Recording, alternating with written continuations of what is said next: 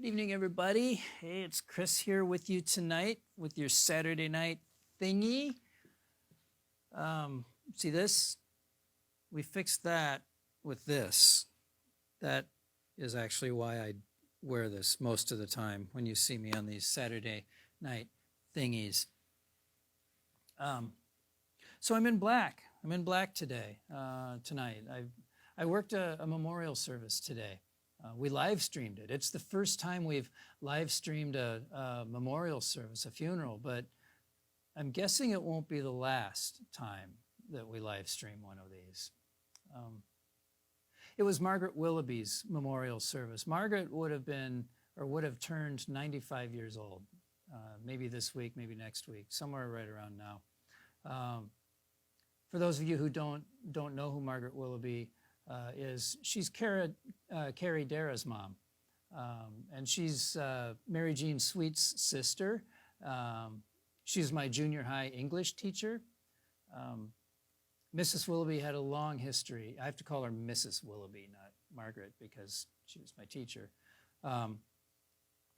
She had a long history as one of the saints of our church, a longtime member of the choir and UMW, and I remember her as a happy lady. I remember her being the kind of happy that you are when you're really secure in who you are, and and with the knowledge that the good people love you. Right? You know, I've worked a lot of funerals since I started here at the church, and I don't mind them. I don't mind working funerals at all. I know some people dread going to funerals, but I love the chance to celebrate a life that's been well lived. You know, one of the elements of today's service for Mrs. Willoughby was a letter composed by her kids, Carrie and her siblings, and the cool thing about it was that it also included bits of a letter from their mom, from Mrs. Willoughby, that they had gotten their hands on, that was written years and years ago. So some of Mrs. Willoughby's own words were used in her own memorial service, and I love that. It was moving, it was touching, and it made me wonder why more of us don't do this.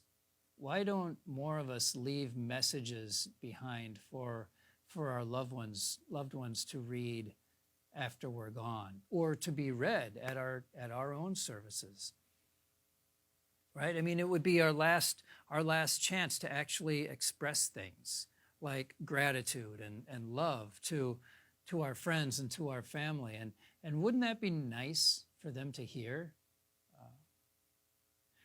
You know, kind of along the same line, as I think back on all the videos that I've been involved in making here at the church over the last 11 plus years, the one video project that I would name as the most important was one that has never been seen by the congregation. And it hasn't been on Facebook, it hasn't been on YouTube, it wasn't a part of our TV show, it hasn't been on the website, it hasn't been shown in a worship service. In fact, the total audience for this project was only about 5 people. And honestly, I don't know if they've all seen it yet. The project was this. A member of our church family had been diagnosed with a disease that had the likelihood of becoming terminal. And this person wanted to leave behind some personal messages for their children and for their spouse. And they kind of wanted to be recorded soon after they got that diagnosis. They wanted to get it while they still looked good, is what they said. Looked good and felt reasonably good. And so, with this person, we pulled a comfy couch into the theater, this room right here, the First UMC Media Studio / theater. Not this couch, it was a better one than this. And this person sat down and we recorded this friend's final words to their family members. We made a separate video for each of the kids, and and they were deeply personal. They included the most intimate things that you might imagine a parent would want to say to a child. And in these videos, there were no special effects. There was no background music, nothing flashy, nothing fancy. It was just a parent trying to wrap all of the encouragement and all of the hope that they have for each of their kids into a 5-minute or so recording. And so it wasn't an easy thing to do. But then once all the videos were done, our agreement, this person and I, our agreement was that I would just sit on them while our friend's disease played itself out. And then sometime after their funeral, I was to deliver them to the family. And again, once they're, as I said, once they're delivered, I lose track of them, and I don't know who's seen what at this point. But that whole process, for me, it was a powerful project to be a part of, because when someone you care about is dying, you feel so helpless, right? A lot of us have been in that situation. But our friend here gave me a way to be helpful. It gave me something to do. And while their body was wasting away, I had this little bit of them that I could protect, right? That I could keep safe. And it was an honor. It was an honor to be trusted with that. And honestly, I can't think of any other video project that I've been a part of here at the church that's more important than that. These short, simple videos, I think, were my magnum opus. I can't imagine anything ever being more important than this, right? Because these kids will always have these videos, and they'll have the sound of their parents' voice, the real sound of their real voice, giving them encouragement that they can go back to and look at as often as they want. So what a wonderful thing for our friend to have left behind for their family.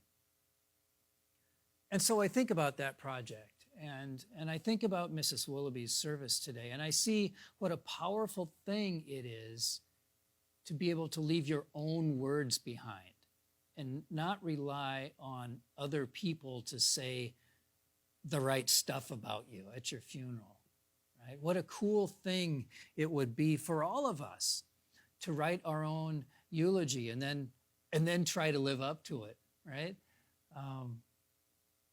What a blessing it is. What a gift it is to those who care about us, to hear one more time our own good words for them. What a wonderful thing it says about you if your final words to your favorite people are words of encouragement and words of gratitude. So think about that. Just think about that for a bit. What words would you want to leave behind for your loved ones, for your family, for your friends, for your church? And why not be intentional about this? Why not write them down and then stick that note, stick that thing that you wrote down, stick it in that folder that you keep, the one that says, open this when I die, right? It's got your account passwords and your life insurance policies in it. Stick it in there, right? Anyway, think about doing that. And today we celebrated the life of Mrs. Willoughby. She's a good teacher, a good mom, and an all-around good lady, one of the saints of the church. So that's really my thingy tonight. That's all I have to talk about. I hope to see you all either in person or on the live stream tomorrow morning, 8:30 and 10 o'clock. Tomorrow, let's see, last week was daily bread. Forgiveness there, daily bread. Is this temptation or is this forgiveness? I don't remember which we're talking about tomorrow morning, but you're going to want to come on and tune in or come in and see it because the series continues.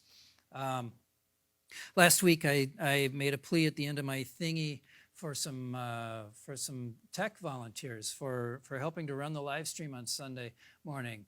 You know how much response I've got? Let's just say I'm still looking. And really, it's sort of a critical thing because I'm not going to be here next week, and I'm sort of concerned that we're not going to have church. We've got 900 people on our membership rolls. I need 4. I need 4 people over the age of 14 to say, yeah, I'll learn how to help with that. And it's not a high pressure thing. I'll teach you what you need to know. And it's actually fun. And it's rewarding to know that you're helping people. You're helping to bring worship to people who can't otherwise get it. And so it's an awesome personal ministry. Please reach out to me if this is the kind of thing that you're curious about. Chris.congdon@aboutfirst.com. Just send me an email and we'll have a little conversation about the expectations and what we're trying to accomplish and how you could fit into this. So I would love to hear from you, but until then, and until tomorrow morning, have a great Saturday night.